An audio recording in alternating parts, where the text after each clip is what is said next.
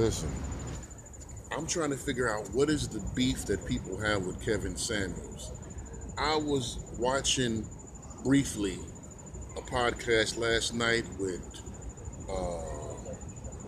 it was a Nation of Islam podcast with Malcolm Flex, brother Ben X, and some other dude.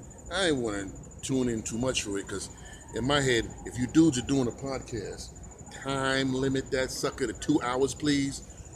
Who wants to watch a 3, 4, 5, 6, 7, 8 hour podcast? Right? Either you got to be there live, which means you got nothing else going on, that you can sit in front of a mobile device or a computer for 6 hours and listen to that conversation. You can condense everything you need to do in 2 hours, man. All right? Now, this is a general rule for all you guys out there who have podcasts, even Kevin Samuels himself. Limit that sucker to 2 hours, man. You start going on at 2 hours and 3 minutes and 3.5 hours and all of that, and then the lead attorney with the 5.5 hour podcasts and the 6 hour podcast and the 8 hour podcast. Jeez, man, come on. You got to make it easy for a guy who wants to play the material back. If I'm in the gym for an hour, hour and a half, 2 hours, make it so I can get through your whole show while I'm in there. You know? If you're on your way to work and it takes an hour to get there, make it so a guy can listen to the show on his way to work, on his way home. You know, he can save you the show that you did last night, play it back for the drive home or something like that. Or if a guy's got to make it to the airport or something like that, you know, he's leaving, you make it so when his Uber comes or when he gets on the bus or whatever shuttle service he uses to get there, make it so the guy can listen to your show in that time frame so that he can move on to another program. You sitting up there got 5, 6, 7, 8 hour shows, man. But that's not even the point of the video I wanted to make. The point is, what is the problem that people have with Kevin Samuels? I don't get it. Basically, as I understand it, the dude just wants women to be accountable for their behavior and conduct a reality check, right? Because a lot of women out here believe they deserve the best while not offering men the best of themselves. I heard mediocre tutorial reviews do a review of what was the other person's name? It was the Pink book. And then she had did a response to some woman who had 4 kids, and she was using the Bible and her religious expression to say that a man was worthless if he didn't want to accept a woman that had children prior to him knowing her.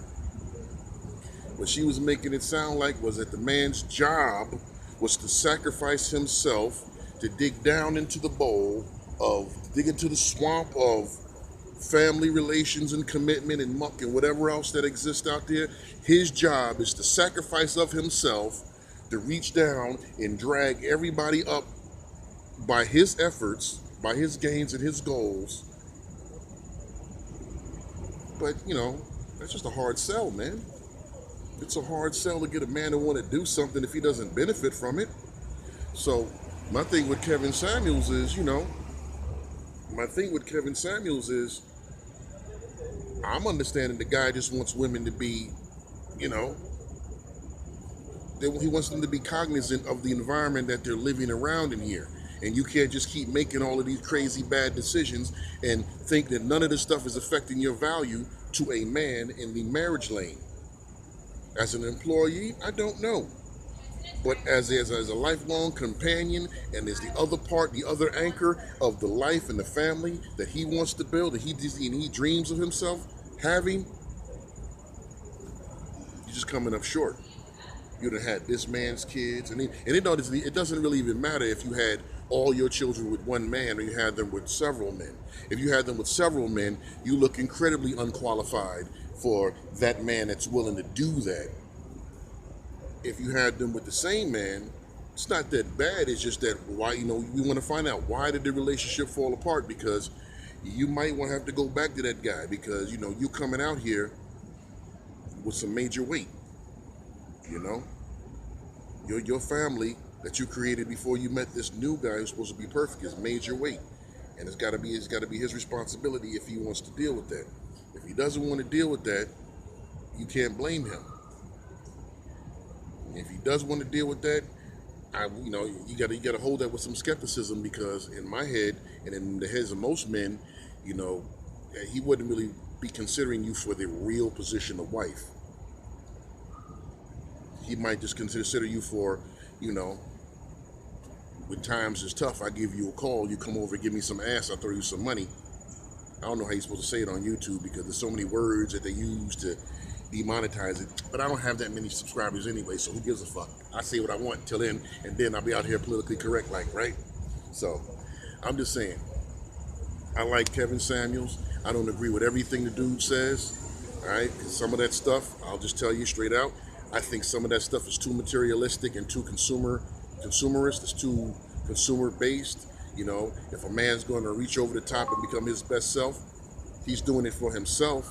I'm not doing it so I can buy a Louis Vuitton handbag or, you know, a BMW X6. I'm not doing it for that. I'm doing it for me. I still want a nice car and I still want nice clothes, but I have a different taste to that. But that's what men do. There's no obligation to go buy Bill Blass shoes or Ferragamo shoes or, you know, a Tiffany watch. I could do well with an Armatron, you know. So it's not like I got something against Kevin Samuels, but I want to know what the other guys have against Kevin Samuels. I already know what Creflo Dollar has against him. Because Creflo, if he making women feel like there's something wrong with them, because, you know, when you look in that church, ain't nothing in there but women. How strong can your community be if the church is the backbone and there are no men in it? You know? That's all I want to know. How strong can your community be if you go to the church and there's nothing but men in church? There's no men in there.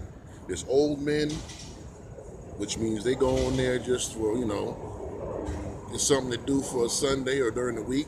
They're a deacon, gives them something to do. There's young boys, because they got to go there because their mother's there. There's young men, under 18, children, and then there's old men, over 60.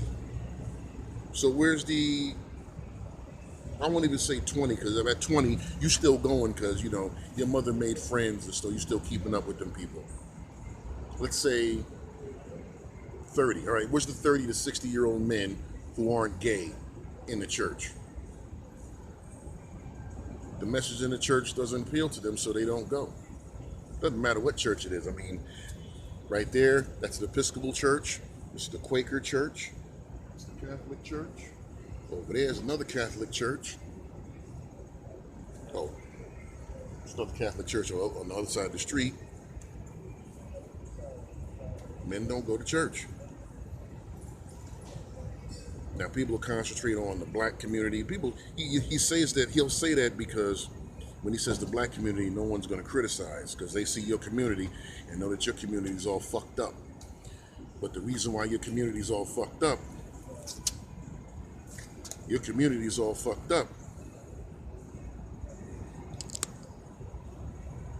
because you're not in control of nothing in your community.